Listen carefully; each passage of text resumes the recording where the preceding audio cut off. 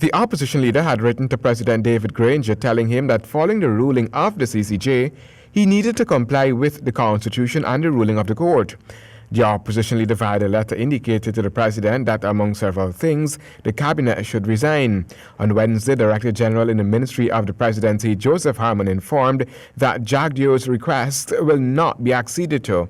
In general terms, what the information is that the president has advised the leader of the opposition that he or his cabinet will not be resigning, and that the Constitution provides for the president and government to remain in office until such time that a new president is sworn in.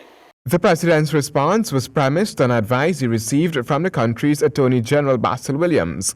On Thursday, Jagdeo maintained that the court made it very clear that the Constitution is unambiguous. That the government is on borrowed time. Elections ought to have been held by March 21st, and that they must comply with the Constitution, that Article 106 was triggered. Every sane Guyanese knows that means elections in 3 months.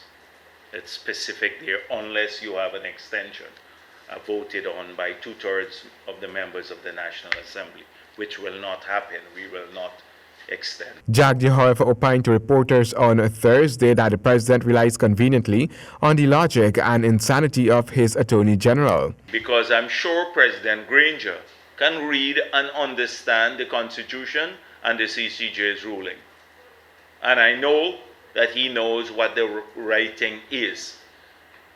But he hides behind the insanity of the public insanity of this high official.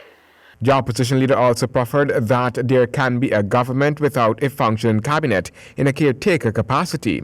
If the elections are not held by September 18, the opposition opined that constitutional rule will cease. Handel Duncan, HGP Nightly News.